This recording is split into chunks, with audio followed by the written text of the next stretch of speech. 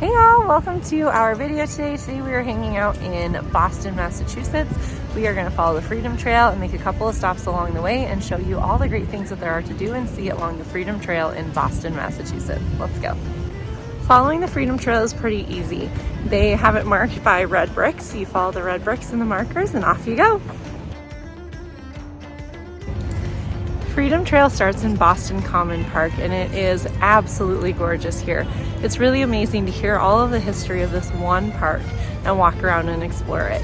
We purchased an app that we're following on the Freedom Trail. It was $7 to purchase it and it is fantastic. It has really great narration and we're following it and learning so much along the way. Behind me you can see the Massachusetts State House. This building was completed in 1779 and the cornerstone was laid by Paul Revere and Samuel Adams.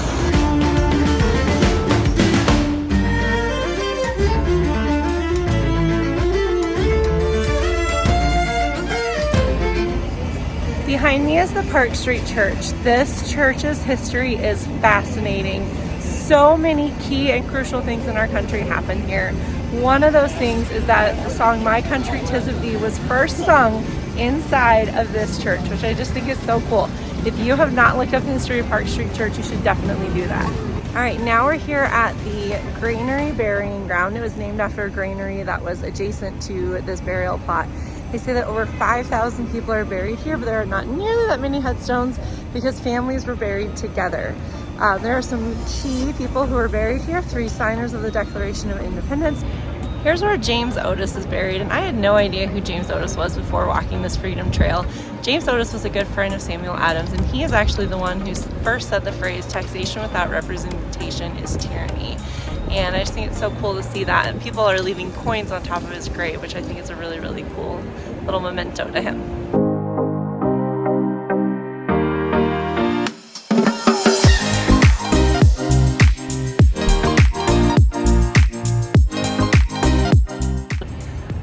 This is the headstone of Mary Goose, who is credited as being Mother Goose.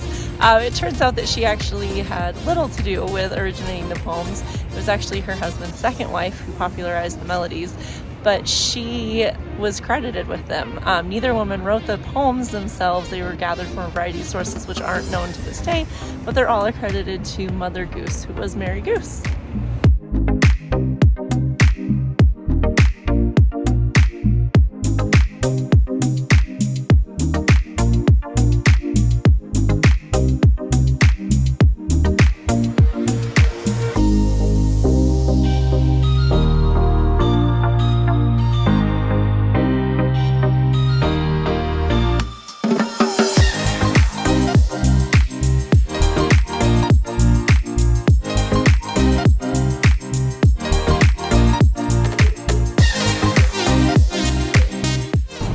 We're here in front of King's Chapel.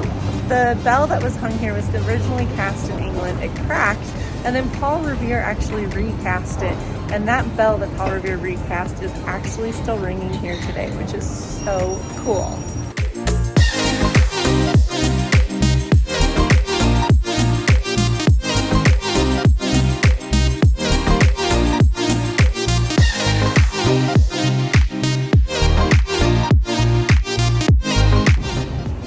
Behind me is Old South Meeting House. This is the meeting house where they met before they went on the march to the harbor to dump all the tea into the sea. This is literally where the Tea Party started, and the rest, as they say, is history. This is the old state building. That balcony is where the Declaration of Independence was first read here in Boston. This is also the site of the Boston Massacre, which is memorialized by this cobblestone circle right here.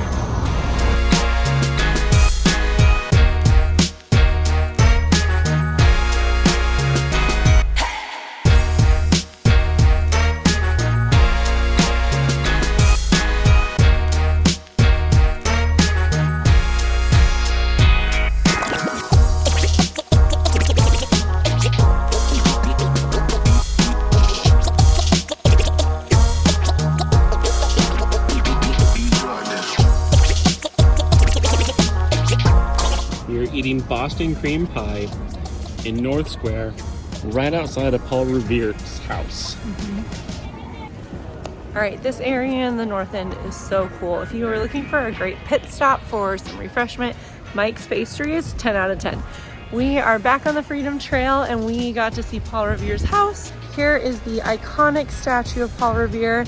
And if we come, we're gonna keep walking. Whoa, I'm illuminated. We're gonna keep walking and head right there. We're heading towards the North Church, which is the iconic steeple where they lit the lanterns for one if by land, two if by sea. Let's go check this out. Visiting Old North Church was absolutely incredible. We learned some amazing history while we were in there. We got to see some incredible things, and it's just absolutely incredible to be standing there in the place where this history was created, and where this story originates from. Turns out there's some mystery about who actually held the lanterns, and there's some controversy around it, so that's a fun thing to uncover while you're there. And then make sure you read the plaques that are around the church.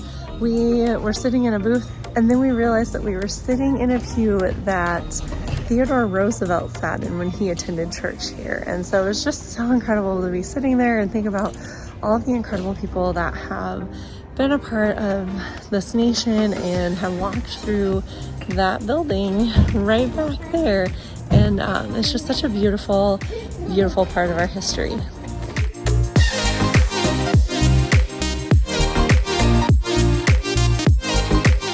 Come on in here, girlfriend. Well, we have done it. We walked the Freedom Trail today. Yeah. It was a good walk. It was beautiful. We got to see a lot of really cool places.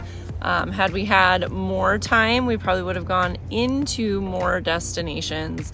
But just for the sake of time, we pretty much walked past most of them. Yeah, we got started a little bit late, so multiple things were actually closed by the time we got to them too. Yeah, we got started around noon. We weren't in a hurry. We weren't walking fast. We also go at kid pace, so. The trail overall, because we didn't mention it, it's 2.5 miles from the Common up here to Bunker Hill. All right, well, this concludes our time in Boston. We might come back here on Saturday to go check out the USS Constitution. If we do, we will include that in this video, but I would say Boston has probably been my favorite city that I've ever visited, of the bigger cities and doing city tours. Yeah, Boston, it's a very clean city. It's beautiful, especially if you're following the Freedom Trail. It's very well kept, and a lot of really great things to see and do along the way. A lot of great restaurants and whatnot, and it was a lot of fun. All right, well, we'll catch you next time, Freedom Fam. Yeah. Dude.